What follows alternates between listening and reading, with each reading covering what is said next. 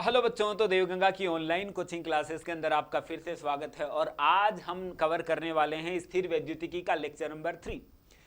तो स्थिर वैद्युतिकी का लेक्चर नंबर 3 अपन कवर कर रहे हैं। उससे पहले अपन बात कर लेते हैं कि आप लोगों ने जो पहला और दूसरा लेक्चर पढ़ लिया होगा और पढ़ने के साथ में ही उसको क्या कर लिया होगा, नोट भी कर लिया होगा। आप सिंसियर बच्चे हैं, आपने किया ही होगा, है ना। तो चलिए अपन आज करते हैं स्थिर वैद्युतिकी का लेक्चर नंबर 3, जिसके अंदर अपन कवर करने वाले हैं क्या, टेन टेन, ये है कूलॉम का नियम। तो कूलॉम का नियम अपने को क्या बताता है भाई? ये एक ऐसा नियम है ना जो सभी बच्चों को लगभग आता है। ये मैंने बहुत बार देखा है कि सर कूलॉम का नियम भी कोई आता है क्या एग्जाम के अंदर, लेकिन बहुत इजी है, देख लेते हैं। तो कूलॉम के नियम ने क्या बताया कि ये बताता है कूलॉम का नियम, कूलॉम का नियम अपने को बताता है कि जब अपने पास में कोई दो आवेश हैं, ये मान लेता हूं Q1 है और ये मान लेता हूं Q2 है, इन दोनों के बीच की दूरी कितनी है, R। अब इन दोनों के बीच में जो बल लगेगा, जो कि आकर्षण प्रकृति का भी हो सकता है और प्रतिकर्षण प्रकृति का भी हो सकता है, यह डिपेंड करता है क्या, इन आवेशों की प्रकृति पर। यदि दोनों समान प्रकृति के आवेश हैं तो दोनों क्या करेंगे, एक दूसरे को प्रतिकर्षित करेंगे। जब असमान प्रकृति के आवेश हैं तो दोनों क्या करेंगे, एक दूसरे को आकर्षित करेंगे। सिंपल। अब यहां पे ये जो आकर्षण और प्रतिकर्षण जो बल है वो कितना लगेगा, परिमाण बताता है कूलॉम का नियम। क्या बताता है? इसके अनुसार जो इन दोनों आवेशों के मध्य लगने वाला जो विद्युतीय बल है वो दोनों आवेशों के गुणनफल के समानुपाती होता है। समीकरण नंबर 1। ये बात तुम्हें याद आ रही होगी। वैसा का वैसा ही है जैसे कि न्यूटन ने दिया था आपके पास में गुरुत्वाकर्षण का नियम, तथा इसने साथ में ये भी बताया कि ये जो बल है ना वो दोनों के बीच की दूरी के वर्ग के व्युत्क्रमानुपाती है। तो ये ले लिया अपन ने समीकरण नंबर 2। तो समीकरण 1 व 2 से, समीकरण 1 व 2 से क्या आएगा बताएं?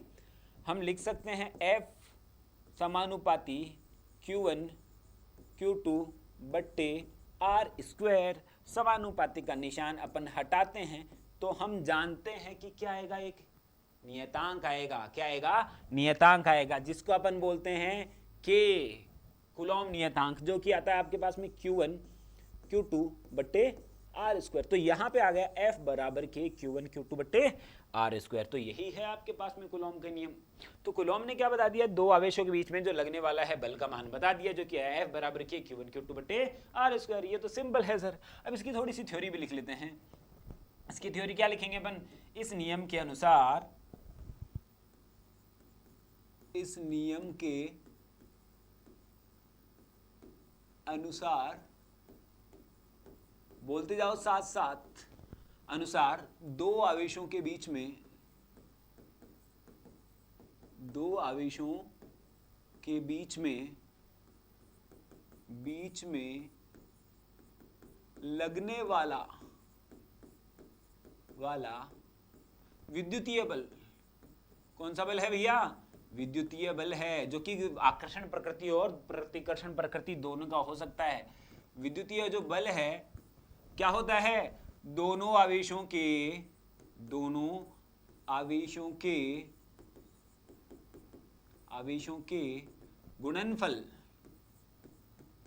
गुणनफल के समानुपाती, गुणनफल के समानुपाती, कौन सा पाती? समानुपाती, तथा बीच की दूरी के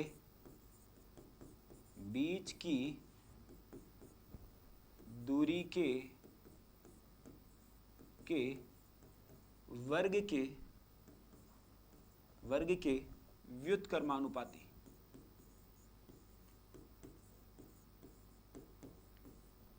बीच की दूरी के वर्ग के व्युत्क्रमानुपाती होता है। तो भाई यहां पे आ गए आपके पास में, इस नियम के अनुसार दो आवेशों के बीच में लगने वाला बल है वो दोनों आवेशों के गुणनफल के समानुपाती तथा बीच की दूरी के वर्ग के व्युत्क्रमानुपाती प्राप्त होता है। तो यहां से अपन ने सॉल्व करके बता दिया F बराबर के Q1 Q2 बट्टे आर स्क्वायर। सिंपल बात, ठीक है। तो चलिए अपन आगे बढ़ते हैं। अब इसके आगे अपने पास में ये जो निकल के आया है अपने पास में K, है ना, जिसको अपन नाम देते हैं कूलॉम नियतांक। क्या देते हैं? कूलॉम नियतांक। देखो कूलॉम नियतांक की खास बात क्या है कि ये कूलॉम नियतांक है ना, इसका जो मान होता है वो होता है 1/4πε0।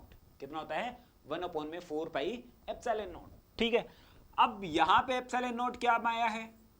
अरे ये कौन सी माया आ गई? ε0। ε0 होता क्या है? ε0 ये बोलते हैं एप्सिलॉन, और ये जो टिमकी से लगा देना है अपन ने बिंदी से, उसको अपन, इसका पूरा नाम हो जाता है एप्सिलॉन नॉट। अरे जब अपन है ना शुरू में 12th क्लास को पढ़ना स्टार्ट करते हैं ना, तब ये जो है प्रोनाउंस करना थोड़ा सा मुश्किल होता है। धीरे धीरे तो आपको इसकी आदत हो जाएगी कि सर ये क्या है? एप्सिलॉन नॉट है। इसका मान होता है 8.85 गुणा 10 की घात माइनस का 12, है ना, कूलॉम स्क्वायर बट्टे न्यूटन इंटू में मीटर स्क्वायर। एक्चुअल में होता क्या है? ये होती है निर्वात की विद्युतशीलता। विद्युतशीलता जिसका मतलब होता है निर्वात में से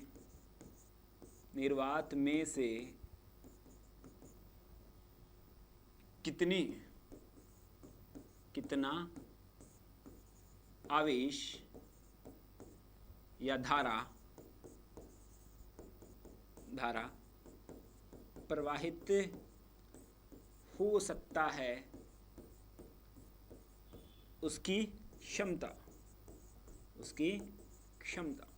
देखो भाई, ये क्या दर्शाता है? ये दर्शाता है, एप्सिलॉन नॉट दर्शाता है कि भाई निर्वात में से भी आवेश प्रवाहित हो सकता है।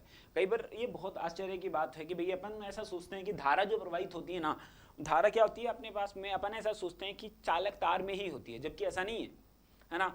कई बार अपन खुद देखें कि भाई आप लोगों ने देखा है कि बिजली गिरते हुए देखी है आप लोगों ने, है ना, सुना होगा। तो बिजली जब गिरती है तो वहां से ऊपर से नीचे तक कोई अपन ने कोई वायर तो लगाया नहीं है, तो वहां से यहां तक कैसे पहुंची वो बिजली? वो पहुंची है हवा के थ्रू। हवा में भी धारा प्रवाहित हो सकती है, लेकिन बहुत कम होती है, बहुत कम मान होता है इसका। ऐसे ही निर्वात में से भी धारा प्रवाहित हो सकती है, इसका मान बहुत कम होता है। देखो 10 की पावर माइनस का 12 है ना, जो कि बहुत कम होता है। ऐसे ही आप लोगों ने गुरुत्वाकर्षण में भी पढ़ा होगा, वहां पे था 10 की पावर माइनस का 11। इसीलिए अपने पास में अपन ने कहा था कि गुरुत्वाकर्षण जो बल है ना, वो क्या है? कि न्यून बल है। कैसा बल है? न्यून बल बताया था।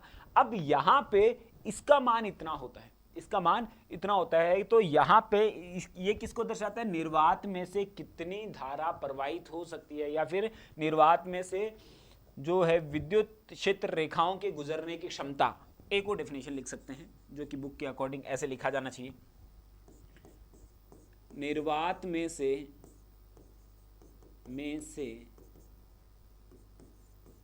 विद्युत क्षेत्र रेखाओं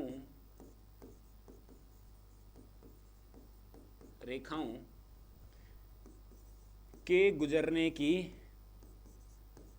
गुजरने की क्षमता क्या कहलाती है?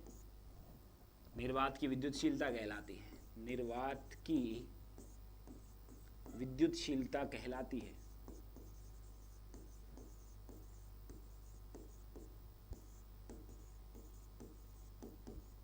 तो ये हो गई किसकी कहानी?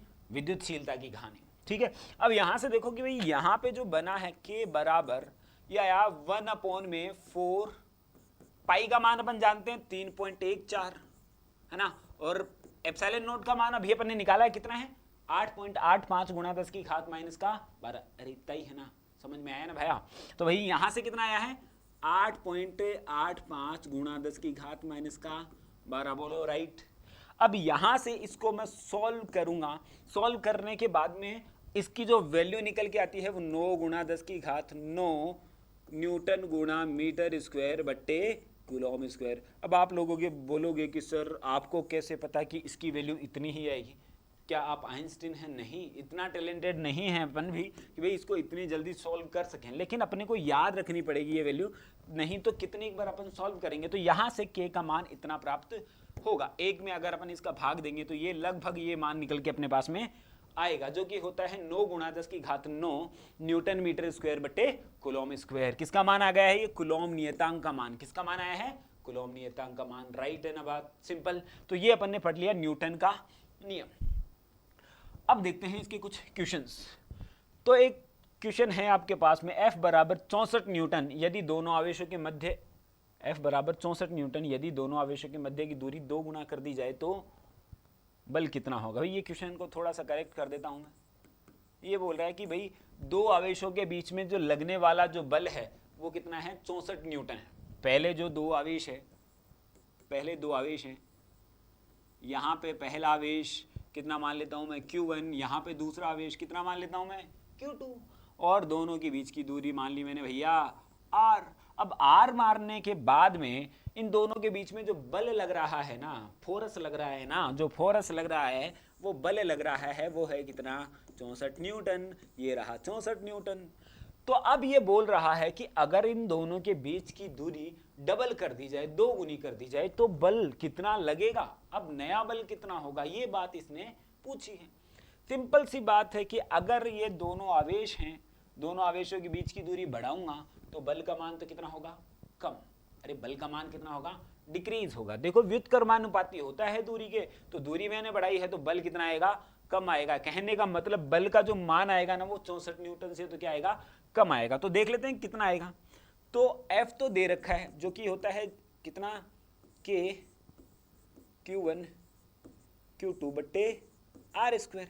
तो F बराबर कितना है, 64 न्यूटन बराबर K Q1 Q2 बट्टे R स्क्वायर। तो ये ले लेता हूं मैं समीकरण नंबर एकम, ठीक है। ये समीकरण नंबर ले लिया अपन ने एकम। इसके बाद में ये दूरी अगर डबल कर दें अपन, यहाँ पे कितना है Q1 है, यहाँ पे कितना है Q2 है, दोनों के बीच की दूरी कितनी है, 2R है।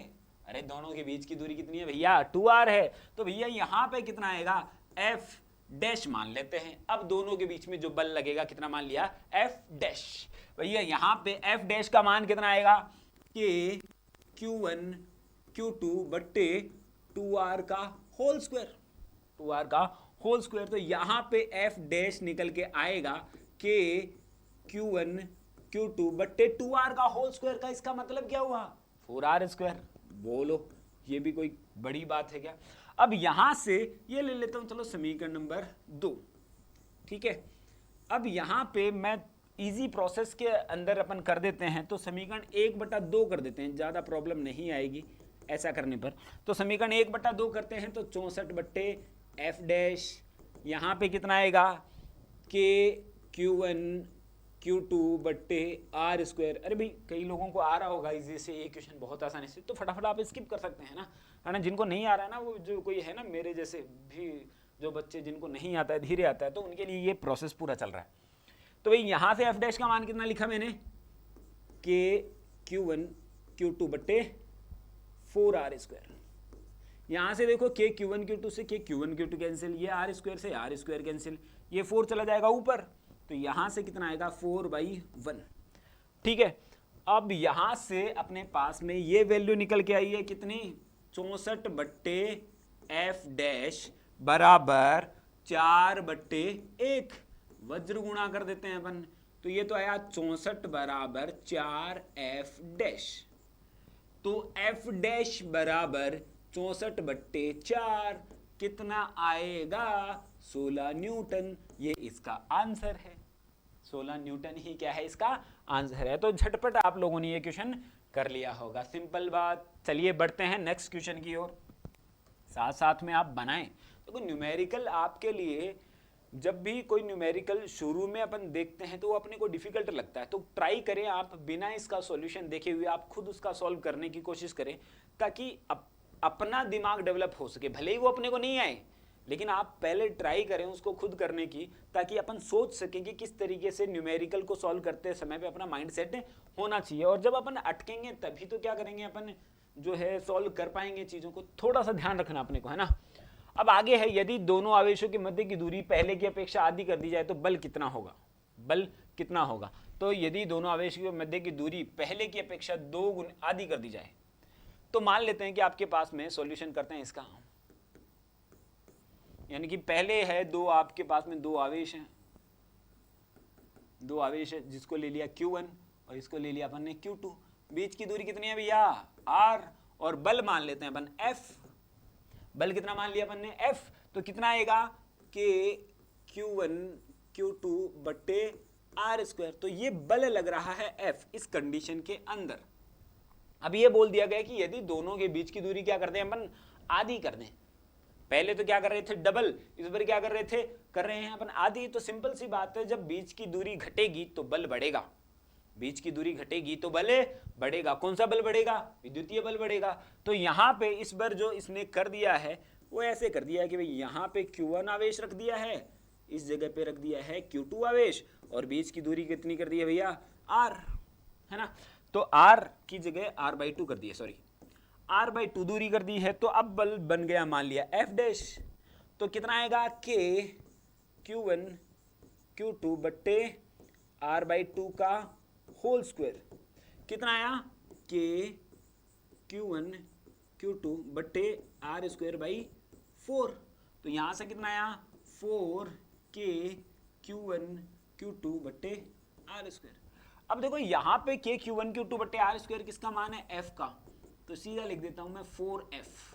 कहने का मतलब जो F डैश है वो कितना हो जाएगा, 4 गुना हो जाएगा पहले बल की तुलना में। सिंपल सी बात, ठीक है।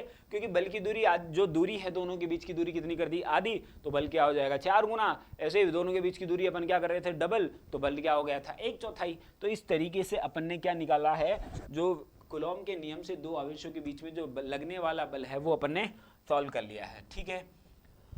नेक्स्ट पढ़ते हैं अपन कूलॉम के नियम का सदिश निरूपण। कूलॉम के नियम का सदिश निरूपण पढ़ेंगे भाई अपन, है ना। तो तरीके से देखेंगे अपन क्या है। देखो कूलॉम के नियम का सदिश निरूपण हम पढ़ने वाले हैं। तो इसके लिए अपन देखते हैं, यानी कि जो भी अपने पास में क्या है सदिश राशियां हैं उसका सदिश रूप अपन लिख सकते हैं, है ना। सदिश रूप अपन उसका लिख सकते हैं। और इसी तरीके से अपन क्या कर रहे हैं, इसके सदिश निरूपण अपन कोशिश कर रहे हैं। और इस साथ ही साथ में सदिश निरूपण अपने को एक चीज बताएगा जो कि न्यूटन ने भी बताई थी, उस चीज को फॉलो करेगा या नहीं करेगा ये भी अपन देखेंगे, है ना। तो क्या करते हैं अपन, माना दो आवेश, कितने आवेश, दो आवेश Q1 व Q2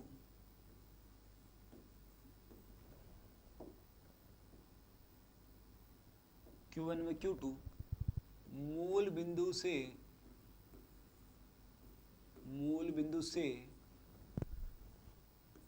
R1 व R2 स्थिति सदिशों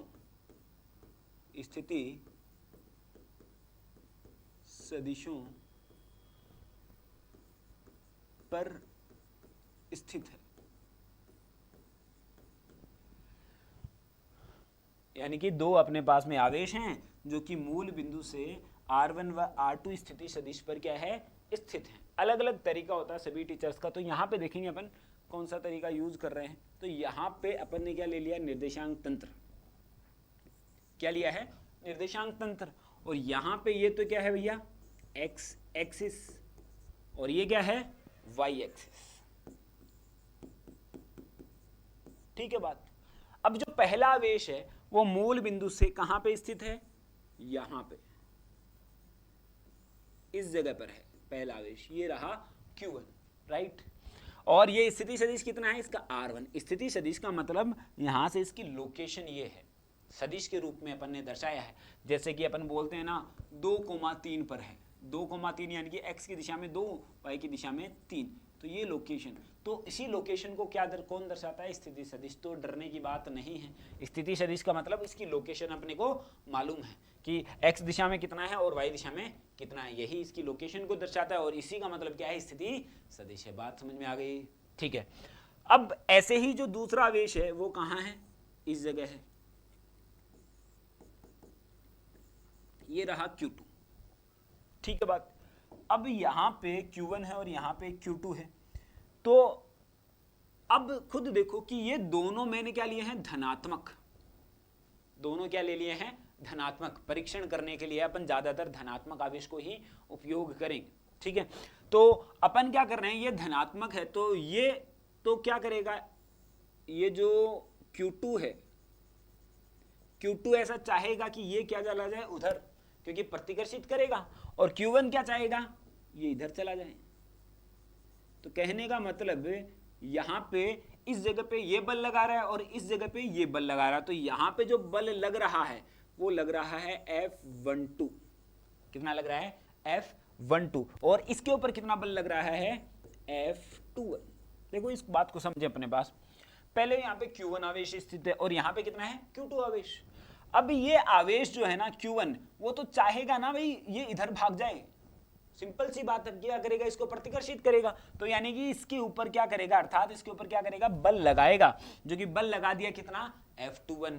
और ऐसे ही Q1 पर ये बल लगाएगा जो कि कितना लगा है? F12। बोलो राइट, सिंपल है ना। तो यहां पे अपने पास में बल लग गया है, ठीक है। अब यहां से ये जो दूरी है, ये जो दूरी है, ये जो दूरी है, उसको मैं मान लेता हूं R21। भाई 1 से 2 की तरफ जाते हैं तो अपन ने अपेक्षिक वेग पढ़ा होगा, अपेक्षिक जो गति होगी, तो यहाँ पे दूरी कितनी आएगी? R21। 1 से R1 से R2 की तरफ जाएंगे तो R21। अगर इसी तरीके से अपन मैं पढ़ूंगा इसको तो ये कितना आएगा? R12। ठीक है, ठीक है। तो यहाँ से 2 से 1 की तरफ गया तो 1 पहले 2 बाद में, तो जो दूरी है वो इस प्रकार से, यानी कि विस्थापन को अपन इस तरीके से दर्शाते हैं। अंतिम माइनस का प्रारंभिक जो होता है, आगे अपन देखेंगे इसको। ठीक है, बात समझ में आई?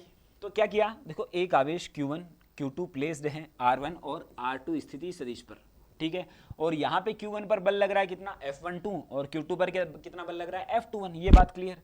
अब यहाँ पे काफी बच्चों को दिक्कत हो जाती है कि सर R21 कैसे लिया, R12 कैसे लिया। तो एक बात ध्यान रखें आप कि भाई जब भी अपन ने पहले, जैसे मान लेता हूँ कि ये निर्देशांक तंत्र है ना, यहाँ से यहाँ तक, तो यहाँ से इधर जा रहे हैं ना, ये A से B तक जा रहे हैं, ठीक है।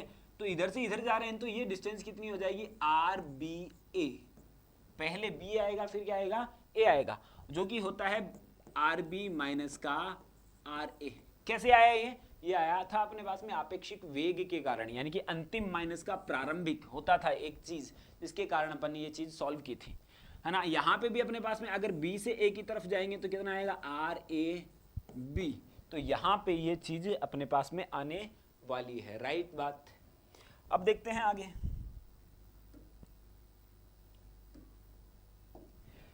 अब देखो F12 जो है ना, F12 जो है ना, F12 कितना है आपके पास में? F12 क्या है आपके पास? जो F12 है आवेश Q1 पर Q2 के कारण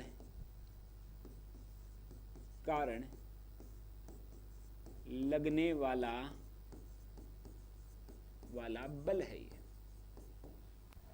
आवेश Q1 पर Q2 के कारण लगने वाला बल है। तो F12 को क्या लिखूंगा मैं? कि Q1 Q2 अपॉन में R12 का होल स्क्वायर इंटू में R12 का कैप। सदिश रूप लिख रहे हैं ना, तो जब भी अपन सदिश रूप लिखते हैं तो एकांक सदिश से क्या करते हैं? गुणा। तुम्हें याद हो एकांक सदिश की कहानी, अगर ए कैप बराबर कितना होता था? ए का सदिश बट्टा ए का परिमाण। याद है क्या? ये कहानी याद है ना भाई? सदिश अपन ने पढ़ा था तब, तो ये बात अपने को मालूम होनी थी, ठीक है। अब देखते हैं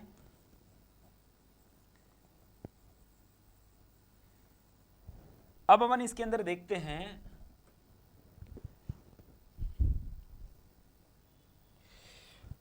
तो अब यहां पे जो बल लगा है अपने पास में कितना लगा है? F12। और यहां पे R12 सदिश है। R12 सदिश की जगह पे मैं लिख सकता हूं R12 का जो सदिश है, एकांक सदिश है, उसको किस जगह कितना लिख सकते हैं? R12 का सदिश बट्टे R12 का परिमाण। ऐसा लिखा इसको जा सकता है, ठीक है, एकांक सदिश की परिभाषा से। तो अब क्या करूं मैं? इसका मान यहां पे रख देता हूं।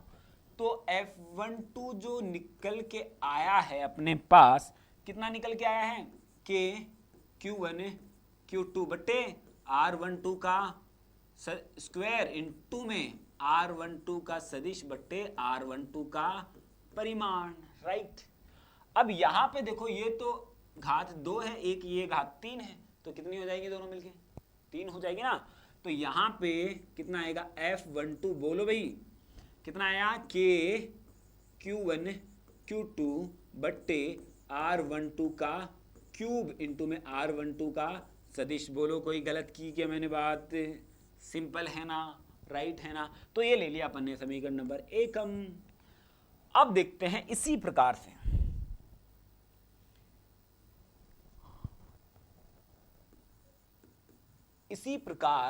अगर हम ये मान निकालते हैं, F21 निकालते हैं, कितना आएगा कि Q1 Q2 अपॉन में R21 का क्यूब इंटू में R21 का सदिश, सेम टू सेम है, क्योंकि 21 का मतलब भी कितना है, आवेश 2 पर, यहां पे लिख सकते हो F21 का मतलब क्या है, आवेश 2 पर, Q2 पर Q1 के कारण लगने वाला बल, जो कि आएगा कि Q1 Q2 बट्टे R21 का स्क्वायर और R21 का एकांक सदिश, जिसको मैंने सिंपल करके सीधा लिख दिया है। तो ये लिख लिया अपन ने समीकरण नंबर 2। ठीक है, अब देखते हैं, अपन पीछे की थोड़ी सी कहानी पढ़ते हैं। ठीक है ना, वो गाना सुना ना, एक कहानी है जो सबको सुनानी है ना। तो ये अपन देखते हैं कि भाई यहां पे क्या है आपके पास में, कि ये है R1 इस तरीके से, ये रहा R1, ठीक है बात, और ऐसे ही अपने पास में ये है R2 इस तरीके से, ये है अपने पास में R2, और यहां पे क्या है आपके पास में R21, और यहां पे क्या है R12।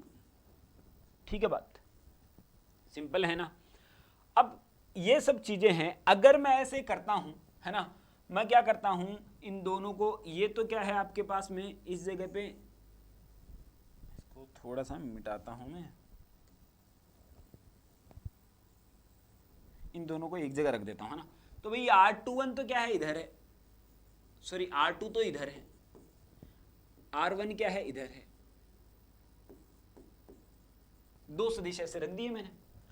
अगर मैं ये सदिश ऐसे रखता हूं, इसके ऊपर इसको उठाकर, बस इसको उठाकर अपन यहां रखें, हम जानते हैं कि अपन ऐसा रख सकते थे, किसके अंदर, सदिशों के अंदर अपन ने त्रिभुज नियम पढ़ा था, उसके अकॉर्डिंग, है ना, जो सदिश को एक जगह से दूसरी जगह पे विस्थापित किया जा सकता है, बस उसका परिमाण और दिशा नहीं बदलनी चाहिए। तो यहां पे ये सदिश है, तो इसको उठा के मैं यहां पे रख देता हूं, ना तो परिमाण बदला है ना ही दिशा, तो यहां पे मैंने इसको रख दिया है। तो ये आया आपके पास में ये चीज, जो कि आया R21।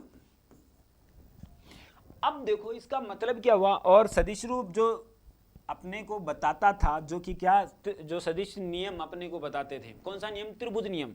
त्रिभुज नियम बताता था, अगर एक सदिश है, उसके हेड पर, इसके हेड पर यानी कि सिर पर दूसरे सदिश की टेल रखी हो, दूसरे सदिश की क्या रखी हो, टेल। ठीक है, पहला सदिश ये रहा, दूसरा सदिश इसके ऊपर टेल रखी है, तो तीसरा जो सदिश है ना, तीसरा सदिश वो परिणामी को दर्शाएगा, यही चीज होती थी। तो यहां पे क्या आएगा आपके पास में, R2 जो है किसके बराबर है, R1 प्लस का R21 के बराबर है। R2 किसके बराबर है, R1 प्लस का R21 के बराबर। क्यों, त्रिभुज का सदिश नियम, है ना, या फिर सदिशों का कौन सा नियम है, त्रिभुज नियम। याद है क्या सबको, अरे याद है क्या, त्रिभुज, जो सदिशों का त्रिभुज नियम अपने को बताता है कि पहले सदिश की टेल पर, पहले सदिश के हेड पर दूसरे सदिश की टेल रख दी जाए, तथा तो अंतिम सदिश के जो तीसरा सदिश है, अगर उसके पहले की टेल पर अंतिम की हेड रखा जाए, सॉरी अरे मैं खुद कंफ्यूज हो गया, क्या बताता है अपने को कि जब अपने पास में एक सदिश है, उसके हेड पर दूसरे सदिश की टेल रख दी जाए, तो जो ए पॉइंट को, यानी कि जो आपके पास में प्रारंभिक सदिश है, पहले सदिश की टेल को अंतिम सदिश के हेड से मिलाने वाली जो लाइन है, जो सदिश है, वो किसको दर्शाती है आपके पास में, परिणामी को दर्शाएगी। यानी कि यहाँ पे देखो, पहले सदिश की हेड है ना, और इस हेड के ऊपर दूसरे सदिश की टेल रख दी, तो ये क्या होगा, ये परिणामी को दर्शाएगा। और ये परिणामी कैसे दर्शाएगा कि पहले इसके यहाँ पे क्या होनी चाहिए, इसकी टेल, और यहाँ पे क्या होनी चाहिए, हेड। तो ये था आपके पास में जो सदिशों का त्रिभुज नियम, जो कि बताता है कि R2 बराबर, यानी कि ये R2 है, ये R1 प्लस R2 के बराबर होगा। यहां से इसका मतलब क्या हुआ, इसको इधर लेके आता हूं तो कितना है R21, R2 माइनस का R1 बराबर R21, यही हुआ क्या, यही हुआ ना, R2 माइनस R21 का मतलब कितना हुआ, R2 माइनस का R1। इसी प्रकार से मैं लिख सकता हूं क्या, इसी प्रकार से ये बात भी लिख सकता हूं कि मैं R12 जो है ना किसके बराबर होगा, R1 माइनस का R2 के, सेम चीज ऐसा का ऐसा ही होगी।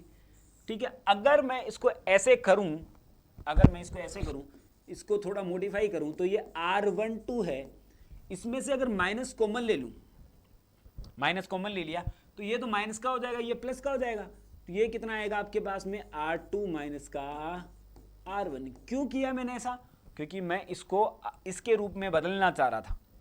ठीक है, तो यहां से देखो ये तो आया R2 माइनस का R1, और यहां पे भी R21 माइनस का R1 है, तो यहां पे R2 माइनस R1 का मान कितना है, कितना है भैया, R21। तो यहां पे मैं इसको लिखूंगा R12 जो है वो किसके बराबर है, माइनस का R21 के, राइट बात। तो यहां पे ये मान बराबर आ गया। ठीक है, और परिमाण कितना आएगा इसका, R12 का परिमाण होगा R21 के परिमाण के बराबर।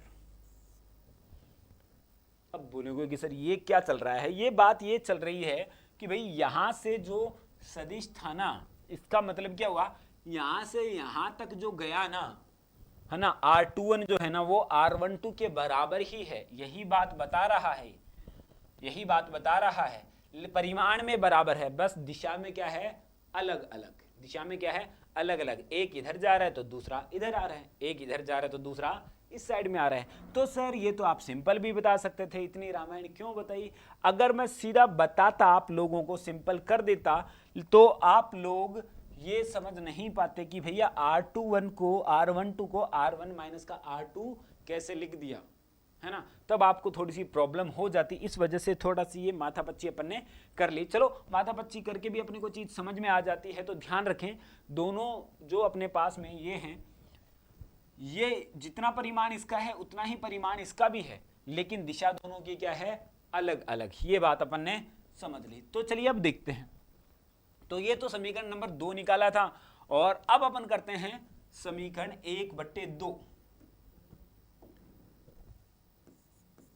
समीकरण 1/2 करने पर समीकरण ए कितना है, F12 बट्टा F21।